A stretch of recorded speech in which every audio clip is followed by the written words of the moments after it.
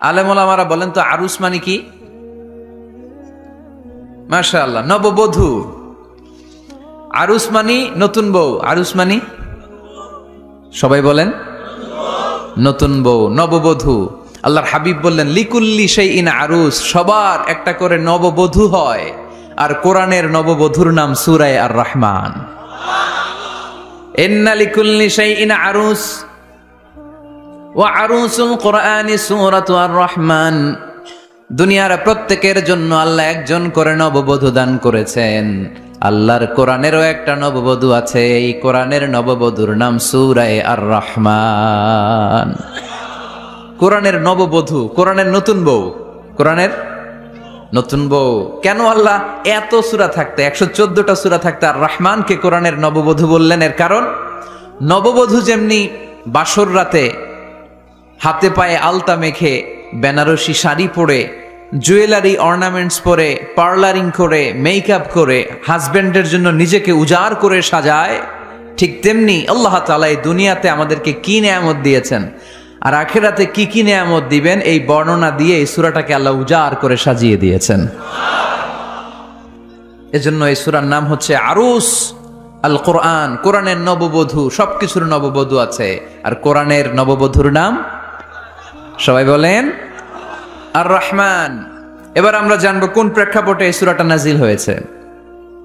আল্লাহর হাবিব সাল্লাল্লাহু আলাইহি ওয়াসাল্লাম মক্কার কুরাইশদেরকে বলতেন আল্লাহর ইবাদত করো, আল্লাহর জিকির করো, আল্লাহর সেজদা দাও। বলতে বলতে হঠাৎ বলতে আরম্ভ করলেন রহমানের ইবাদত করো, রহমানের জিকির করো, রহমানকে সেজদা দাও। কাফেররা বলে এতদিন বলছো আল্লাহ, এখন কও রহমান, আসলে কোনটা? আল্লাহরে তো চিনি, রহমানরে তো চিনি না। এতদিন আল্লাহ আল্লাহ বলেছে, আল্লাহকে তো আমরা সবাই চিনি, চিনি না রহমানকে। ওয়া ইযা قيل لهم اسجدوا للرحمن قالوا وما الرحمن। বিশ্বনবী যখন মক্কার জমিনে কাফেরদেরকে বলল তোমরা রহমানের পায়ে সেজদায় লুটিয়ে পড়ো, কাফের মুশরিকরা বলতে আরম্ভ করলো রহমানকে, রহমান রে চিনি না, রহমান রে জানি না। আল্লাহ রে চিনি, রহমানকে? আল্লাহকে রহমান রে চিনোস না? না, তাহলে চিনাই দেই দাঁড়া। তখন চিনানোর জন্য আল্লাহ সূরাটা নাজিল করলেন, সূরার নাম সূরা আর রহমান। আল্লাহ নাজিল করলেন আর রহমান আল্লামাল কুরআন খালাকাল ইনসান আল্লামাহুল বায়ান। দয়াময় রহমান শেখালেন কোরআন, বানালেন ইনসান, শেখালেন বায়ান। দয়াময় রহমান শেখালেন কোরআন, বানালেন ইনসান, শেখালেন বায়ান। দয়াময় রহমান শেখালেন কোরআন, বানালেন ইনসান, শেখালেন বায়ান। দয়াময় রহমান শেখালেন কোরআন, বানালেন ইনসান, শেখালেন বায়ান। আল্লাহু আকবার। আল্লাহ বলে রহমান রে চিনো না, রহমান রে তোমরা জানো না। ও মক্কার কাফিরেরা, কুরাইশেরা, রহমান কি তোমরা জানতে চাও? তোমাদের জ্ঞাতার্থে রহমান নামে একটা সূরাই কোরআনে আমি নাজিল করে দিলাম। কাফেরদেরকে চেনানোর জন্য আল্লাহ নাজিল করলেন আর রহমান।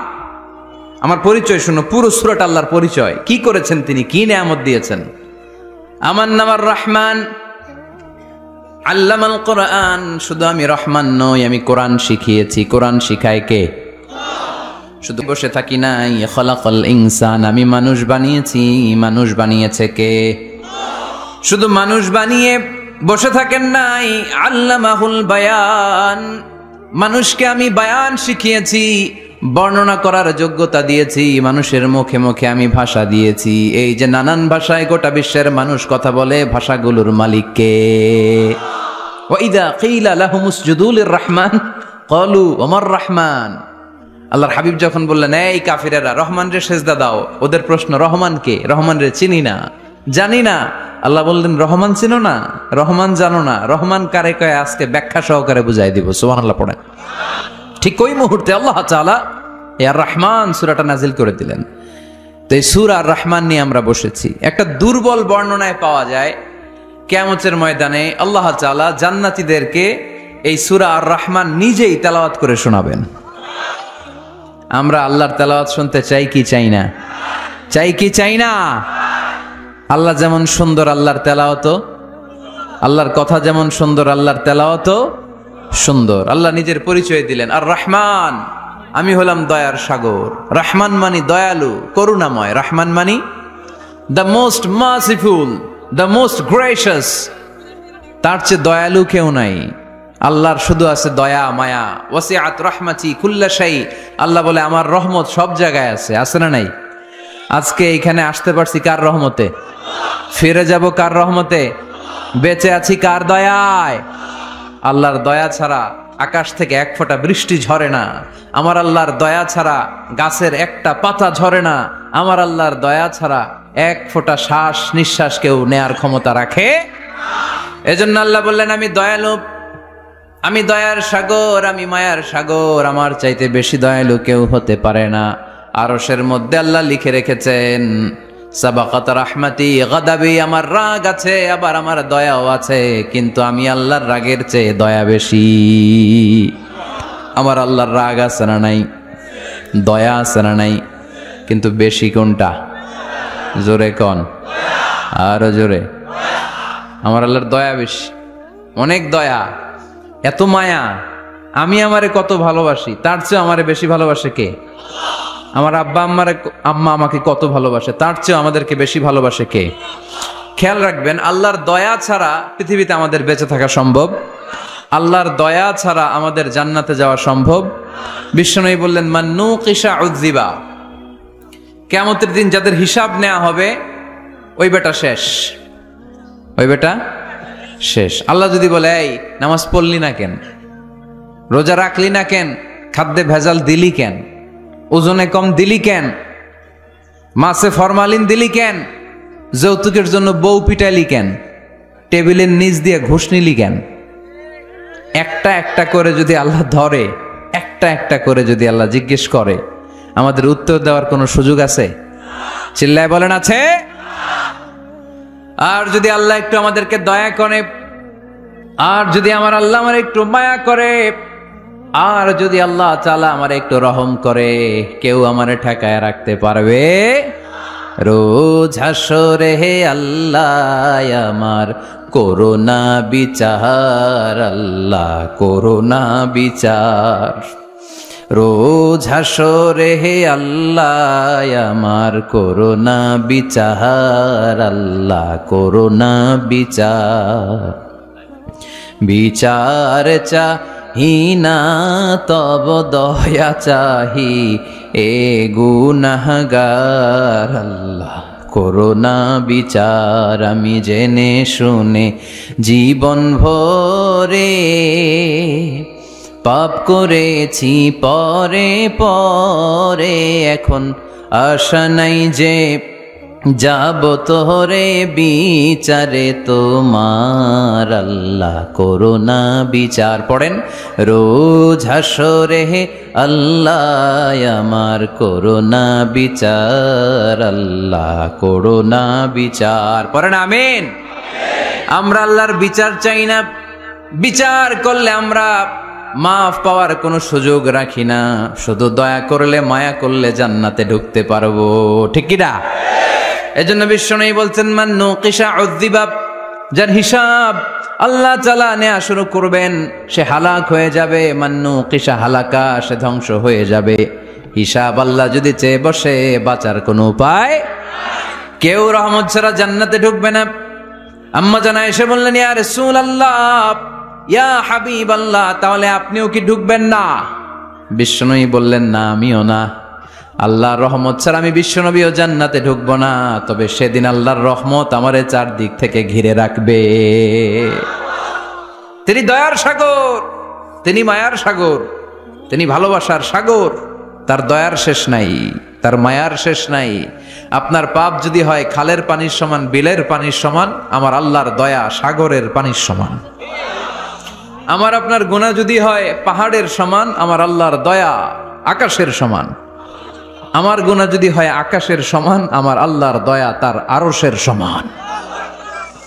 এজন্য আল্লাহ নিজের পরিচয় প্রথমে দিলেন, আমি দয়ালু, ভয় পেও না। লা তাইআসু মির রাউহিল্লাহ, আমার রহমত থেকে তোমরা নিরাশ হয়ে যেও না, আমার ভালোবাসা থেকে নিরাশ হয়েও না। ও যুবক ছেলেরা, কত পাপ তুমি করেছো, কত হিন্দি সিনেমা দেখেছো, কত ব্লু ফিল্ম তুমি দেখেছো, কত মিথ্যা তুমি বলেছো, কত গুনাহ তুমি কামিয়েছো, কত জুলুম তোমার নাফসের উপরে করেছো। জেনে রাখো, তোমার গুনার জুলুম যত বড়ই হোক, আল্লাহর কসম, আল্লাহর দয়া ক্ষমা তার চেয়েও বড়। জায়নামাজ বিছিয়ে দাও, চোখের পানি ছেড়ে দাও, কেঁদে কেঁদে আল্লাহরে বলো, আল্লাহ আমি ছাড়া এই দুনিয়ায় তোমার কোনো গোলামের অভাব নাই, অনেক গোলাম আছে, কিন্তু তুমি ছাড়া মাওলা আমার আর কেউ নাই। তুমি ছাড়া কেউ আর আমারে ক্ষমা করে না। আমি ছাড়া অনেক বান্দা তোমার আছে, অনেক বান্দি তোমার আছে, কিন্তু তুমি ছাড়া আমার কেউ নাই। এই কথা বলে চোখের পানি ছেড়ে দাও। চোখের পানি ছাড়ার সাথে সাথে গুনাহ মাফ করে কে? চোখের পানির এত কারিশমা, অনুতপ্ত বান্দা যখন কেঁদে কেঁদে চোখের পানি ঝরায়, তার চোখের পানি চোখ বেয়ে নাকের ডগাবে মাটিতে পড়ার আগে ওই বান্দার সব গুনাহ আল্লাহ মাফ করে দেয়। এজন্য আল্লাহ বললেন, আমি রহমান, আমার দয়ার শেষ নাই, আমি আল্লাহর মায়ার শেষ নাই, আমি হলাম দয়ার সাগর। আমি কি? আল্লাহ তুমি দয়ার সাগর, রহমানুর রহিম, তোমার দয়ায় পূর্ণ আমার সারা নিশিদিন। আল্লাহ তুমি দয়ার সাগর, রহমানুর রহিম, তোমার দয়ায় পূর্ণ আমার সারা নিশিদিন। আল্লাহ তাআলার দয়ার শেষ নেই, আল্লাহর মায়ার শেষ নেই, তিনি মায়ার সাগর। এজন্য মক্কার কাফির মুশরিকদেরকে বোঝানোর জন্য আল্লাহ প্রথমেই যেই পরিচয়টা দিলেন, তিনি বললেন, আমি দয়াময়। তোমরা রহমানকে চিনো না, রহমানকে জানো না, আমি মেহেরবান, আমি দয়ার সাগর, আমি মায়ার সাগর, আমার দয়ার কোনো শেষ নাই, কোনো সীমা নাই। চিল্লায় বলেন ঠিক কি না? এজন্য আল্লাহ প্রথমে পরিচয় দিলেন আর রহমান, আমি দয়ার সাগর, আমি মায়ার সাগর। 2 নাম্বার পরিচয় আল্লাহ দিলেন আল্লামাল কোরআন, আমি শুধু দয়ার সাগর নই, তোমাদের হেদায়েতের জন্য আমি কোরআন নাজিল করে দিয়েছি, যাতে মিসগাইডেড না হও, পথ হারা যাতে না হও। আমি দয়ার সাগর হয়ে বসে থাকলে তো হবে না, তোমাদেরকে তো গাইডলাইন দিতে হবে, তোমরা যাতে গাইডেড থাকো to the right way, to the right sense of direction. এজন্য আমি তোমাদের হেদায়েতের জন্য কোরআন নাজিল করেছি, তোমাদেরকে আমি কোরআন শিখিয়েছি। আল্লামাল কোরআন, আমি কোরআন শিখিয়েছি। এজন্য দুনিয়াতেও যারা কোরআন শিখায় তাদের মর্যাদা বাড়ায় দেয় কে?